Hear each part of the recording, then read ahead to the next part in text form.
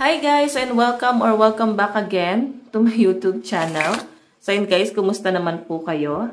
So ayan, sa mga bago pa lang dito sa ating YouTube channel, kung nagustuhan mo yung ating reading, ayan, mag-subscribe na po kayo. Then i-click mo na rin yung ating notification bell para lagi kang updated sa ating bagong upload. Okay? Sa ating mga bagong ina-upload, daily naman ako nag-upload. Okay? So, ayan guys, i-offer ko na rin guys, no, sa mga interested pala sa ating private reading, sa ating rituals. Ayan, ina-offer ko na ulit yung ritual, ayan. Mag-inquire lang kayo guys, no, nasa description box below, yung link ng Facebook ko at ng page ko, ayan, mag-follow na rin kayo doon. Ayan, message nyo lang ako guys, okay? So, tignan natin kanino bang love reading itong masasagap natin. Pero bago tayo mag-start, syempre, titignan muna natin yung inyong angel number. And pala guys, sa mga nag-aantay pala ng manifestation, no, huwag kayong mag-alala na manifest ko na yan kahapon, full moon. Ayan. Full moon. Until now naman guys is full moon. Pero mas effective kasi yung unang araw, no, yung June 11, 3:44 AM ata, yung madaling araw siya nag-start, yung full moon. So, sinalubong ko na. Okay. Kahapon, or isang araw, guys, no? Nung isang araw. So, titignan natin, guys, kanina ba tong love reading? Okay. Angel number, spirit guide. Meron tayong 888. Ito yung angel number mo. As you focus on all the wonderful things that surround you, you're clearing the path for more positive energy to flow into all areas of your life and creating a place for abundance. Ayan. So, kailangan daw guys mag-cleanse ka, no? Or parang gawin mong smooth sailing yung paligid mo. Ayun, kagaya sa sabi dito guys, kini-clear, no? I-clear mo yung field mo, yung ambience mo. Paano ba yon, no? Sa mga magtatanong, paano ba yung mag-clear ng ganyan? Maganda rin guys yung nag-incenso. Oo. And yung, alam mo yon, decluttering. Okay, yung decluttering yung yung mga bagay na hindi na ginagamit, siguro, ipamigay or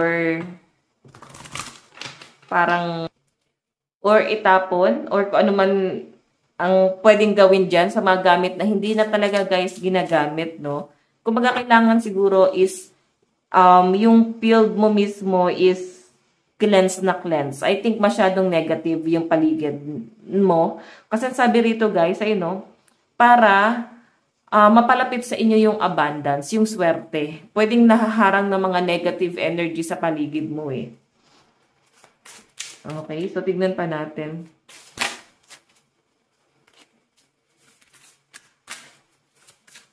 Tignan pa natin.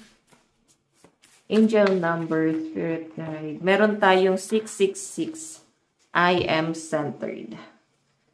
A wake-up call for you to re-examine your current situation and change the direction of your thoughts so you can raise your vibration to a more positive frequency.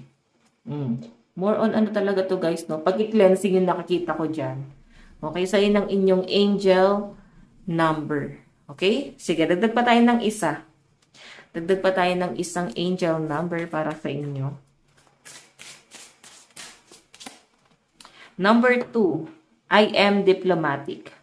You have great talent for finding solution. Your intuitive and unbiased nature allow you to see all sides of any situation and advise others towards the most fair and beneficial outcome. So, yan. Nakatingin kasi ako guys sa screen. Pwede ko naman pala siya tignan mismo direct sa card. Kaya nauutal-utal ako. Sa screen kasi ako nakatingin, no? So, ayan. Okay? So, I think yung iba sa inyo, matatag ka na eh. Kaya mo lusutan yung mga problemang kinaharap mo. I think yung iba sa inyo, hindi lang sa love life yung problema mo, no? Meron kang problema sa pamilya, pwedeng sa career, na mas pinagtutuunan mo ng pansin, no? Kaya medyo mas nakaka-feel ka ng hirap puro sacrifice yung dinadanas mo ngayon, nahirapan ka sa sitwasyon mo, yun yung pinapakita sa akin dito. And hindi mo alam kung saan ka lulugar ngayon. Okay, so ang sinasabi lang dito guys, pwedeng i-clear mo na. Hindi lang guys pag-declutter ng mga gamit or pag-i-insenso. Siguro guys, yung mga taong hindi naman nakakatulong din sa inyo, i-declutter mo na rin guys, na ipamigay mo na sa mga nangangailangan. Or ibigay mo na sa mga taong pinaplastic ka lang din, di ba? So, siguro mas magandang gawin nyo guys, mag-focus ka sa kung ano yung mas importante. Okay? Ialis mo na sa paligid mo, i-clear mo nga daw, i-clear mo na, ialis mo na yung sarili mo doon sa mga negative na tao. Focus ka na lang doon sa mas taong nagmamahal sa inyo, okay? Okay, so by the way, ayan, tingnan natin yung inyong love readings. Ito yung inyong angel number. I think nakaka-apekto rin talaga sa love life mo to eh. Yung mga nangyayari.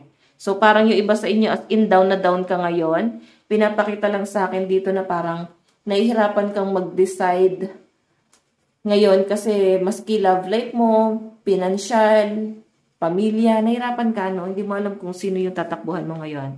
So, tignan pa natin, guys. Additional message para sa inyo. So, ayan. Sana dumating na yung iba nating card kasi ito pa lang yung dumating. Yung in-order ko. Okay. So, sa mga nagtatanong, anong card to? Angel to, no? Angel. Ito siya. Angel number message. Okay? Kung gusto nyo guys, mas maging guided kayo. Okay? Ayan siya. Para maski kayo guys, nag-guide nyo yung inyong sarili. Okay, kanina po itong love reading spirit guide. So, meron tayong, parang galit sa inyo yung person mo. Nag-end kayo ng person mo. Ayan. Yung iba sa inyo, guys, ayan sabi ko nga kanina, sobrang na-overwhelm ka sa mga nangyayari. As in, lugmok ka talaga, nandun ka sa point na hindi mo na alam kung ano yung gagawin mo sa sarili mo. Gulong-gulo. Gulong-gulo ka ngayon kasi halo-halo na eh. So, itong person mo na to, may confrontation na nangyari pala dito, no? Kasi ang pinapakita sa akin dito, guys, may ibang person na involved. Ito yung dahilan kung bakit kayo naghiwalay ng person mo. Pero parang galit sa inyo yung person mo. Knight of Swords, so. Yung pinapakita sa akin dito, siguro ikaw yung biniblame niya kung bakit humantong kayo sa hiwalayan, humantong kayo na nagkaroon siya ng iba. Alam mo yun, medyo, ang tawag dito, medyo nanggagaslight yung person mo. Kasalanan niya, pero ikaw pa yung sisisihin niya. Para, syempre, ma-realize mo na, ay, mali ako. Ako talaga yung may kasalanan kung bakit humantong kami sa ganito. So, mararamdaman mo naman eh. I think ikaw ay masyadong nag-gaslight na ng person mo. Paano mo malalaman? Pagka naniniwala ka na or nagdududa ka na sa mga pinaglalaban mo dito sa relationship na to. No? Pag nagdududa ka na sa sarili mo at alam mo namang tama ka, ibig sabihin yun guys, namamanipulate ka ng person mo. Kasi ganun yung pinapakita niya sa inyo eh, na parang ikaw yung may mali kung bakit kayo humantong sa hiwalayan. So dumadagdag pa siya guys sa mga iniintindi mo ngayon. Okay? So nakikita ko yung hirap mo ngayon dito sa pagsasamang to. And I think paulit-ulit yung ginagawa niya, no? Hindi lang parang pambababae, panlalalaki, hindi cheating, hindi lang cheating yung ginawa sa inyo ng person mo. Ang dami niya rin guys gustong gawin. Siguro mataas ang ambisyon niya kung bakit humahantong siya sa ganito. Sabi nga nila guys, para makuha mo yung pangarap mo, kailangan mo mang-apak. Diba? May mga ganon kung gusto mo mapabilis yung pag-unlad mo. Diba? So, I think ganun yung person mo. Okay? So, parang hindi niya guys iniisip kung sino yung mga masasaktan niya sa mga ginagawa niya na to. Kasi tignan mo, may ibang involved dito. Ito yung dahilan kung ba't kayo naghiwalay. Then, I think nilaban mo pa to eh. Takot kang maiwan, no? Nakita ko na parang hiniling mo pa rin na magstay siya pero mas pinili pa rin niyang umalis doon sa sitwasyon. Or pwedeng nandun ka na sa point na kaya mo pa rin sana siya patawarin eh. Kaya mo pa rin sana siya guys, bigyan pa ng chance. Kahit na ganito, kaya mong tiisin. Kasi siguro iniisip mo na hindi mo kaya yung mga responsibilidad. Okay? So, yan. Galit siya rito. Naku, pag ako pa tinanong mo, no? Kung ano yung magiging advice ko dito, hindi na to worth it. Diyos ko. Tignan pa natin. Kanina tong love reading spirit guide. Kanina tong love reading.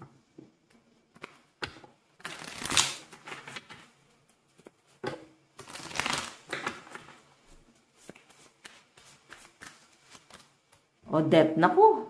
Parang, alam nyo guys, pagkatapos kan lokohin itong taong to, that kasi guys is ending and new beginning. May magandang mga nangyari sa buhay mo. Nakita mo yung mga taong willing talagang tumulong sa inyo. And siguro iba sa inyo, broken family, talagang naging ulilang lubos na. And wala kang matawag na kung sino ba talaga yung tutulong sa inyo. And kung makita nyo guys, death, ending and new beginning yan. So yung pinapakita sa akin dito, possible, no, na kung ano man yung natapos sa inyo ng person mo, gusto niya ulit na maayos yon.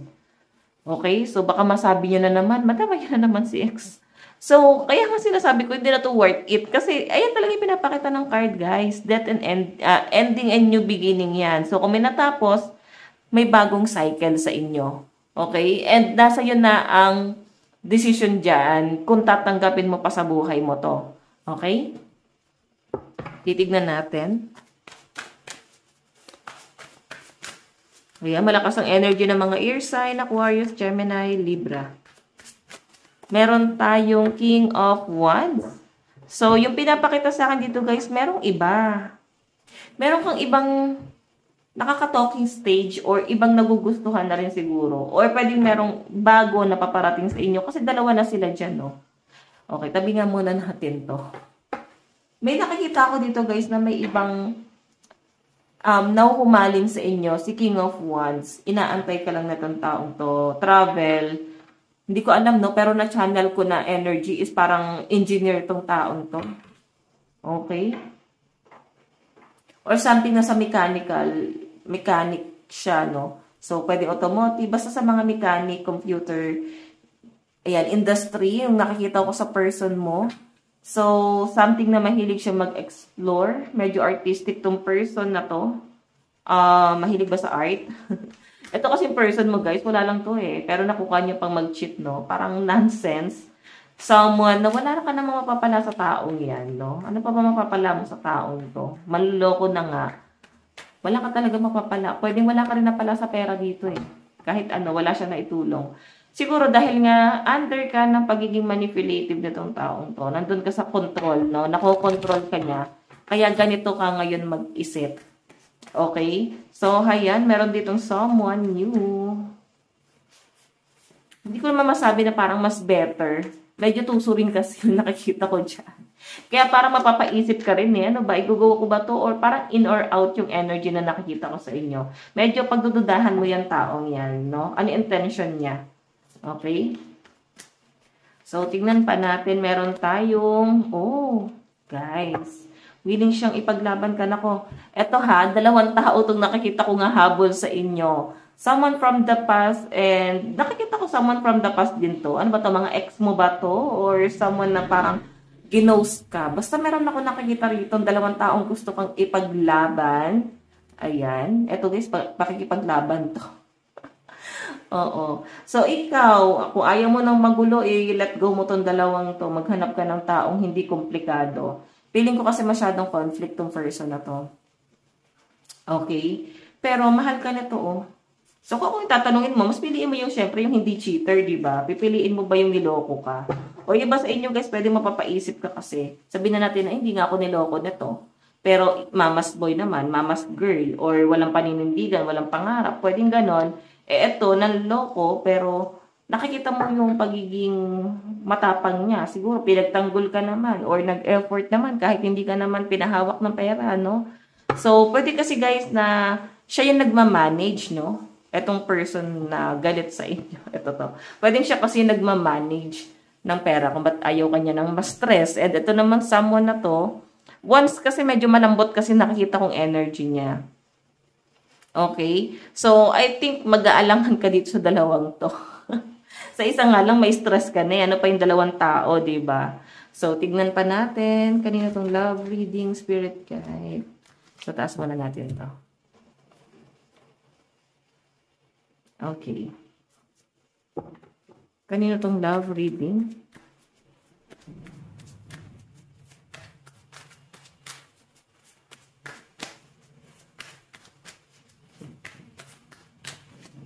Meron tayong 6 of Pentacles. Family. So, sabi lang dito guys, siguro, huwag mo munang unahin yung love life mo. Mag-focus ka sa pamilya mo. ang dami mo kino-consider na responsibilidad eh. I think nandun ka rin sa focus mo, no? Sa mga goal mo. And as in, nakikita kita na someone na mas nagiging ma-ambition ka ngayon. Siguro kasi natikman mo na, no? Like, nung nawala sa buhay mo tong person na masyadong manipulative and cheater, natuto kang tumayo sa sarili mong mga paa.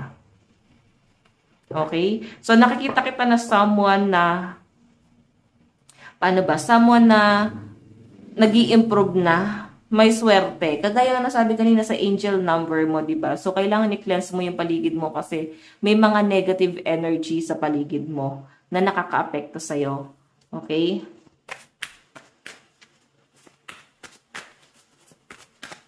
Tignan natin.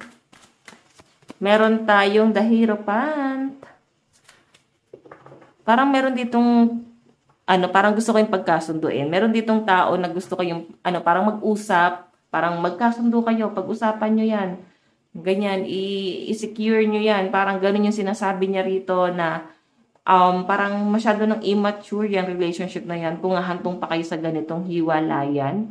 Ganun eh. Basta meron dito, I think magulang niya to, no? Magulang na tong person mo na to. Okay? So, I think susugal ka rito eh. Pero nasa inyo yan, no? Tignan natin. Pwedeng karelasyon mo pa to at nagpapakamartyr ka pa rin kahit may cheating na. Or yung iba sa inyo guys, pwede natauhan na, nakipaghiwalay na. Okay.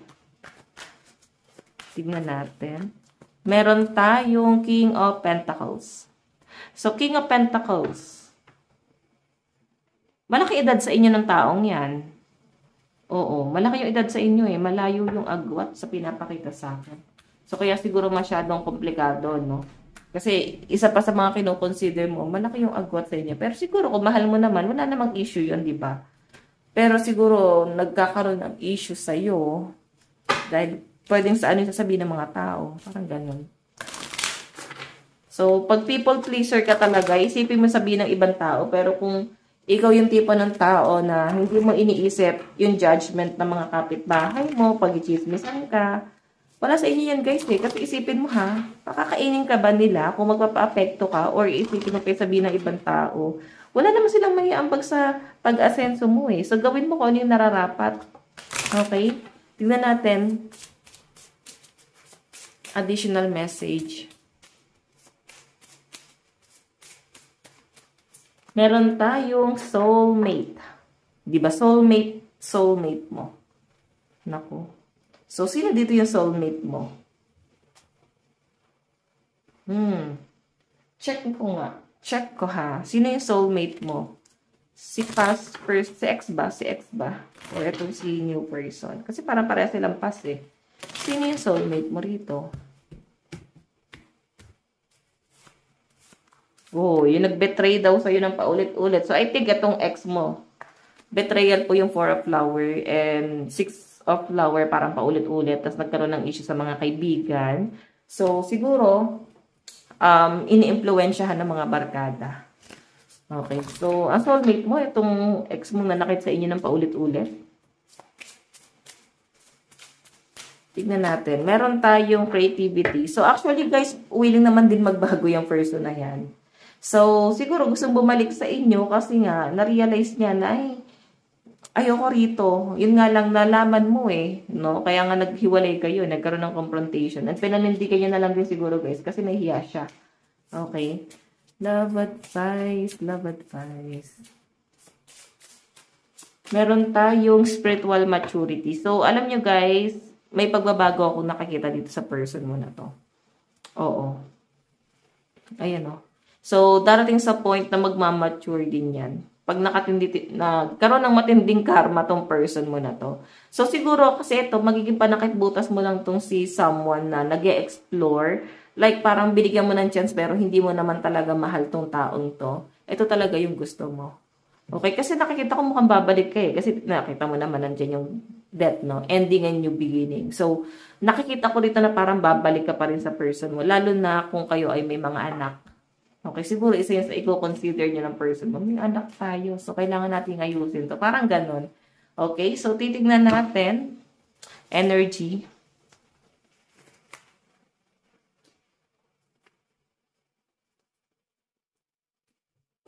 Okay. Energy. Energy. Ano yung nararamdaman ng person mo sa'yo?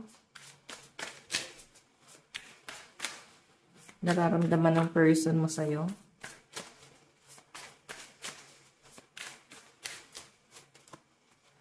Oh, may celebration. Mag-birthday ka na ba? Or may magaganap na okasyon sa inyo? Naalala kasi ng person mo eh. Siguro na-invite siya or parang obligado siyang pumunta rito. Or baka may seminar, magkikita kayo, pwedeng may makatrabaho mo pala. Basta something na event, guys, no? May nakikita akong ganyang celebration na magtatagpo yung landas nyo. Okay, nararamdaman niya, guys, excited or parang siya nagpapalpitate. Kinakabahan siya rito. Yan ang nakikita ko dyan. Okay.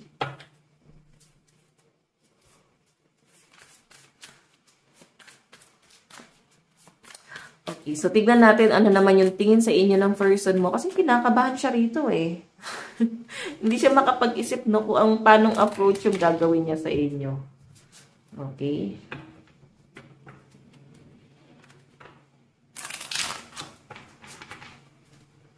Tignan natin ano yung tingin. Meron tayong 10 of Pentacles. 10 of Pentacles, guys, family to. Pamilya kayo. May pamilya kayo na tong taong to. Kasi pamilya yung 10 of Pentacles eh. Single mom or single dad. Ayan yung mga anak nyo. Baka tatlo din, no? Ayan. Nakikita kanya na someone na mother figure or father figure. Nakikita kanya na someone na hindi mo pinabayaan yung mga anak nyo. Kahit na naghiwalay kayo. Nakikita niyo yung pagmamalasakit. Yung tipong minahal mo yung mga anak nyo, pero minahal mo din syempre yung sarili mo. Okay? Like, hindi ka nagpabaya sa kahit na kanino. Isa yun sa kino-consider ng person mo kung ba't gusto niyang bumalik. And, yun nga lang guys, medyo manipulative eh. Kasi siya pa yung galit, no? Na parang pinamumukha sa inyo na ikaw yung mali doon sa connection nyo. Pero guys, feeling ko kasi magpaparealize sa person mo ito. And kung kasama niya ngayon yung third party or yung ipinalit sa inyo guys, iiwan niya yun eh para sa pamilya niya. Pwede kasi yung third party nagpipigil sa kanya. Ayan no. Queen of Cups, may nagpipigil sa kanya. Okay, pinapakita sa kanya na itong taong to na mabait siya, binibigyan siya ng mga basta may pinipid sa isip niya guys na parang kala mo makakabuti dun sa person mo. Pero yung person mo, pwede pinaniniwalaan niya kasi yan. Okay? So, may someone na nagpipigil sa kanya rito na parang bumalik. Actually, gusto na talaga ng person mo kasi may mga nare-realize na rin talaga siya. And ang problema lang guys, wala siyang lakas ng loob, na panghihinaan. So, mas magaling sa kanya yung person na kasama niya ngayon kasi kaya siyang kontrolin, no? Okay? So, tignan natin ano yung magiging plano ng person mo dito sa relationship na to.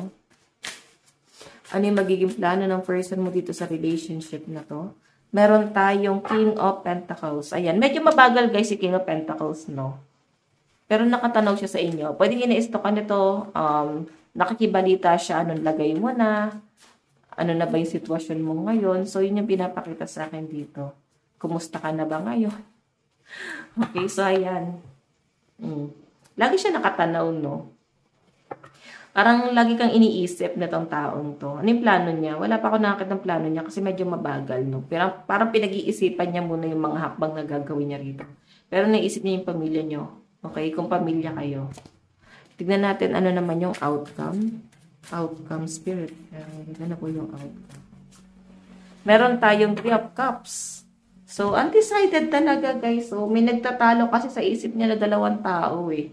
Okay? And kung makikita mo, napapaisip siya, eh. May nagko-control sa kanya, pero gusto niyang bumalik. So, naninimbang siya. Actually, pwede nga masabi mo, kapal naman ang mukha ng taong yan. Talagang nag-isip pa siya ng ganyan. Pero guys, naninimbang talaga siya. Gusto niya talagang bumalik sa inyo. And, yes, sasabihin ko sa inyo, kapal nga ng mukha niya kasi siya pa talaga itong namimili, no? Siya pa talaga yung may option ngayon. Siya na yung cheater, siya pa yung may option. Di ba?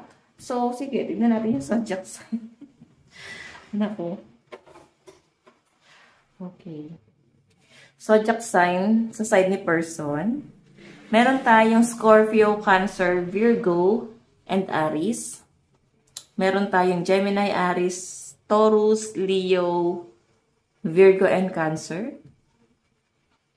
Okay, Virgo, Scorpio, Sagittarius, Capricorn, Libra, and Leo. Ayan. So, sa side mo, ano naman yung nararamdaman mo sa person mo? Nararamdaman mo sa person mo. Meron tayong 8 of Swords. So, pag ito guys, in-stack to eh. So, alam mo yon, trauma yung na-experience mo sa person mo. Nilagay ka niya sa sitwasyon na hindi ka makaalis. Parang ang tingin mo sa kanya, siya na yung pinakamasamang tao sa mundo. Parang bakit niya ginawa sa inyo to? Bakit kanya nakuhang saktan? Anong kasalanan mo para paglaruan ka? Parang ganun. Parang, ano kasalanan ko sa'yo para paglaruan mo yung nararamdaman ko? So, parang, kung hindi mo na gusto, parang umalis ka na lang, 'di ba? Kaysa saktan. So, yun yung pinapakita sa akin, guys. Hanggang ngayon, na-stuck ka pa rin dito sa relationship na to. Or sa naging connection nyo. Ano yung tingin mo sa kanya ngayon? Page of Cups. Immature. Wala siyang plano, wala siyang pangarap. Ginawan ka lang niya, guys, ng, alam mo yun, sabihin natin, binigyan ka lang niya ng anak. Though, hindi mo naman na siguro, guys, sinisisi yun, no? Hindi na para isumbat pa yun. Pero sa inyo kasi, guys, feeling mo sinira ka niya. And naawa ka ngayon sa anak nyo. Ayan, pag nakikita mo na napaka-inosente, tapos dinaranas niya to. Okay? Tignan natin ano naman yung... Okay. So, pwede naman guys na yung bata na yon isang, ano niya, yung parang inner child mo na nawala nung dumating siya sa buhay mo. Okay, so ano naman yung tingin? Ano yung plano? Ayan, ano yung magiging plano mo dito sa connection na to? Okay, King of Swords. Full of memories. Actually, mas i-improve mo yung sarili mo eh. Yun yung nakikita kong mas magiging plano mo. Mas mag-i-improve, para mas i-improve mo muna yung sarili mo. Mas magpo-focus ka sa sarili mo dito. Ayan. Okay, so tignan natin ano naman ang outcome.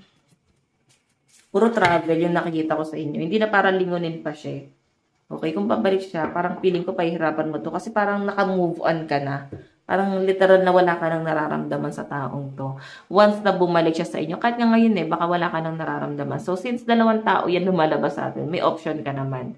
Okay? Zodiac sign sa side mo. Meron tayong Aries, Taurus, Leo, Capricorn, and Sagittarius. Meron tayong Scorpio, Cancer, Virgo, and Sagittarius pa rin.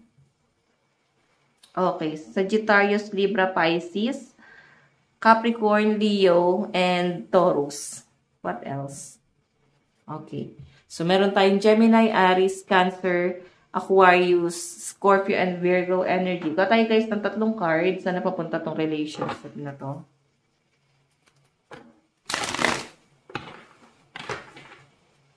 Saan napapunta tong relationship na to? Okay. So, magpo-focus ka sa pera mo. And nakikita ko para sa sarili din.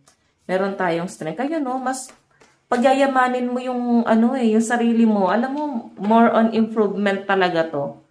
Parang feeling ko mas i-improve mo yung sarili mo and iaalis mo muna yung sarili mo dun sa love life mo. Parang hindi mo muna to i-consider or hindi mo muna iisipin yung love life mo. Parang para sa'yo hindi to mahalaga. Okay? Yan yung pinapakita sa akin dyan.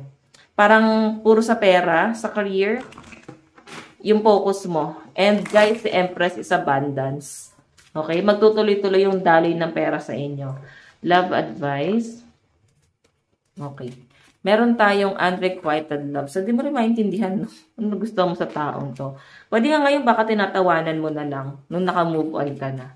Okay. Meron tayong stay optimistic about your love life. And give your relationship a chance.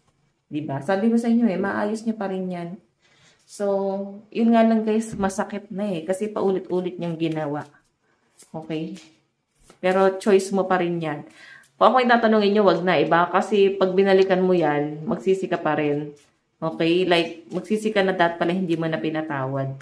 Okay? Tignan natin ano yung gusto niya sabihin sa inyo. We've been together for lifetimes. I need some more time before I can come to you. And our love will always, our love will never ease to exit. Diba? Parang hindi daw guys nawala yung pagmamahal niya sa inyo. So yun guys, ito lang po ang inyong daily love reading. Bukas po ulit. God bless and love you all. Bye-bye!